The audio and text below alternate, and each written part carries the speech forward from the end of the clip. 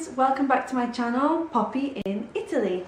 Today I want to talk about homesickness. So if you're living away, if you're living abroad, or if you've moved away for university or college and you're feeling really homesick, here's some tips and tricks on how to deal with that. So sometimes, like today, it's cold and windy and that makes me think of England, obviously. And it makes me think of being at home in a warm house, all cuddled up with blankets, watching TV, and yeah, it just makes me feel a bit homesick. Okay, so there are two parts to this video.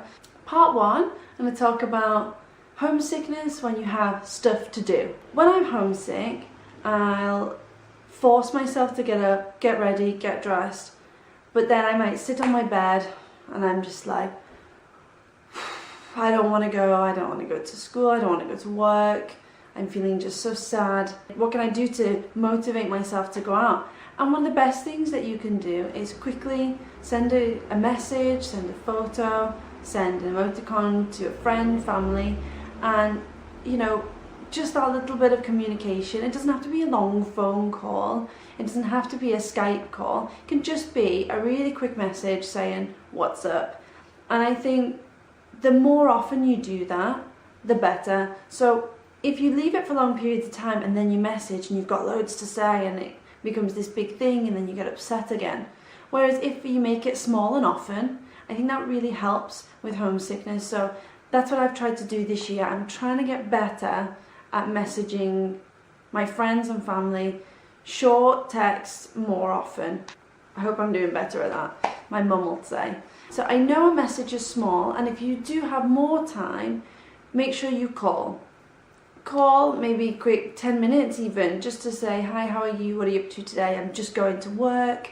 Often when I walk to work or I walk home, I'll call someone.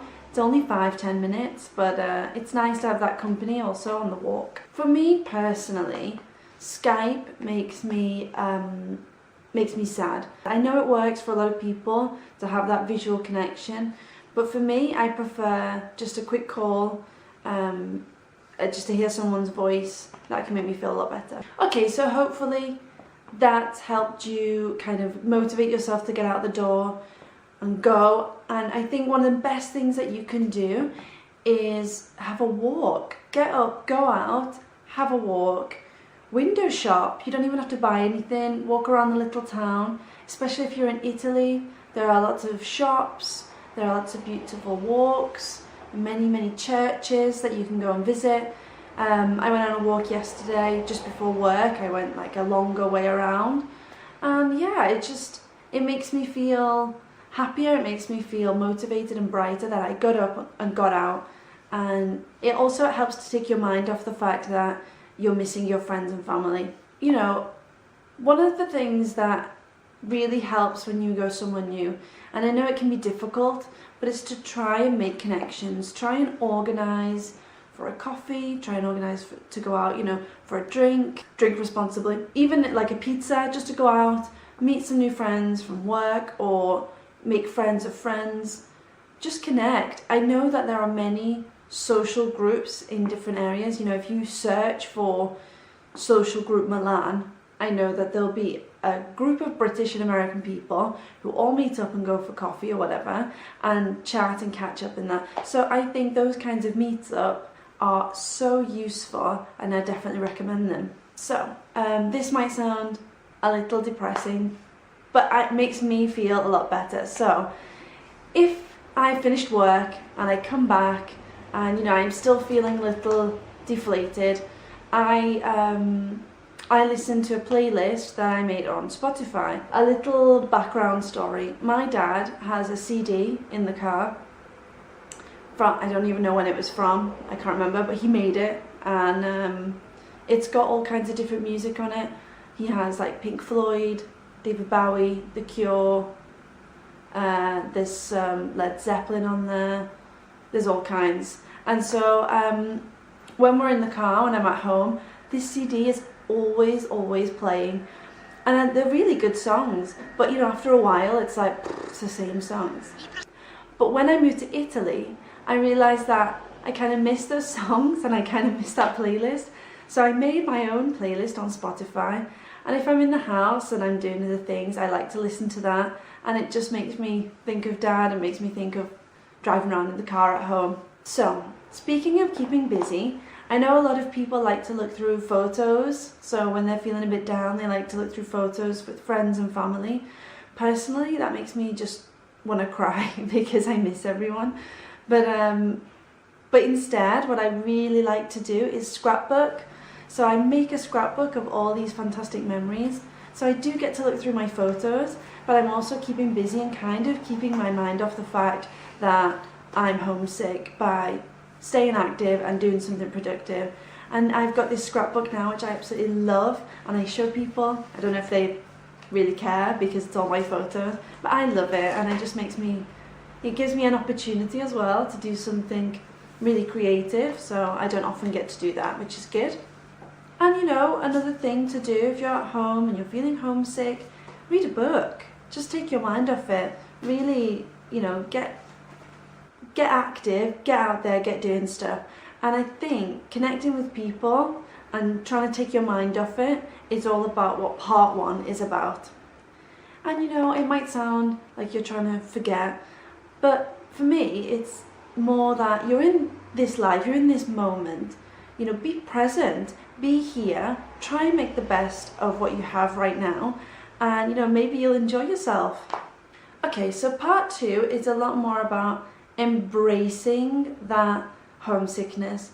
Sometimes, you know, when people say just have a good cry, like you need to have a cry, I think sometimes you just have to be a bit homesick, and that's okay. It's natural to want to go back and see all your friends and family and enjoy time with them as well. So first things first, get cozy. I get my loungewear on, I get basically pajamas on, slippers are a must, a big blanket, and you know, just get snuggled up, get into that moment where you're warm and cozy. Next thing, obviously if I'm getting cozy, I want to pop my hair up in a bun, get it out of my face, and I want to take off all my makeup and just be clean, and so I can relax. For me, if I have a face full of makeup and I'm sat around the house, I don't feel like I can fully relax. I have to clean my face to feel like this is now time that I can sit down and forget everything. And so when I clean my face, I'm using the Garnier Micellar water, and that is so good. I love it. It makes me feel fresh, gets rid of all my makeup. It literally dissolves my mascara. It's so good. And yeah, I just make sure I clean all my face, and I pop on some lotion. I'm using the Garnier, I've forgotten the name, Garnier Night, Hydra Night something. It's in the little purple box. Third step, obviously being British, I need to make myself a cup of tea. So tea, I have a selection. I have Twinings, Lipton Lemon, which is really refreshing, and Lipton Green Tea if I'm feeling like I need a boost. But today it's cozy day, so we're on to the Twinings. And then I need some snacks. So I knew about them before, but I kind of forgot about them and found them again. Are those Muller Corner chocolate O's yogurts that children have in their packed lunches? But I just am obsessed with them lately, so it might be an odd combination, but I'm going for tea and yogurt with little chocolate O's. So when I'm feeling particularly homesick, I like to get on Netflix and I like to look for all of the, basically there's a section, I don't know if you've seen, maybe it's only here because I'm abroad, and it says like British, it's just called British, and it's like TV and films.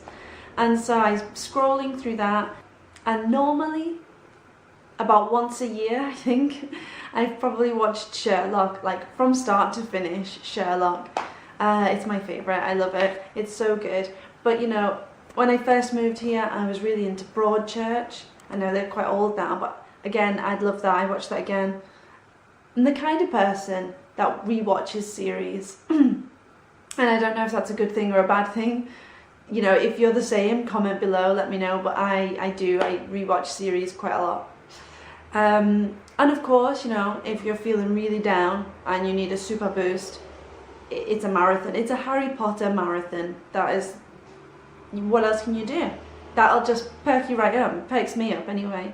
I'm the kind of person as well who, if something's on TV, I'm always kind of either on my laptop also and on my phone, and my boyfriend gets really annoyed because I am watching, I'm doing other things as well.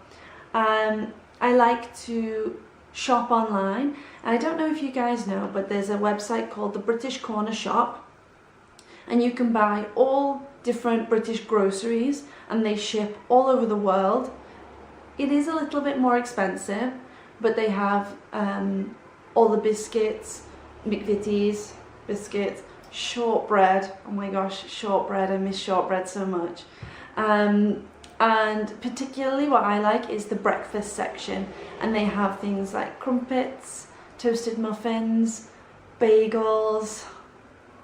Guys, seriously, crumpets. Oh my gosh. I just have to learn how to make them, that's it. Be careful. It has happened in the past that you're feeling pretty homesick and you shop until you drop and then you'll regret it. Shop responsibly. Okay guys, so that's 2 parts about homesickness. 1, getting motivated and getting out, and 2, getting cozy and reminiscing. I hope those 2 parts were really useful. If so, thumbs up. Please comment below, let me know what you think.